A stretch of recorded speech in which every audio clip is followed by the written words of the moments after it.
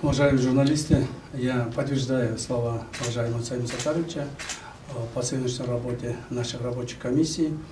В основном мы согласовали по всей протяженности нашей госграницы более 90%. Я думаю, те согласованные участки в скором времени опишутся. И у нас останется несколько участков, которых также мы в скором времени, даст Бог, совершим. Это какие участки? Это участки, начиная от Кайрагача, Колумду, Максат, Арка, Арка-1, Арка-2, Джамаджер и до Джигдалика. Мы завершили полностью рабочей группой согласование.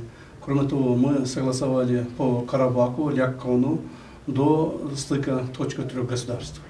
То есть, таким образом, мы в данный момент почти что завершили все спорные какие вопросы. И даст Бог, следующие, всего осталось несколько встреч, чтобы завершить окончательно всю госграницу. Я благодарю всех составов рабочей комиссии обоих государств, в том числе уважаемого Саима Саттаровича, что совместно мы провели сегодня очень хорошую работу. Спасибо.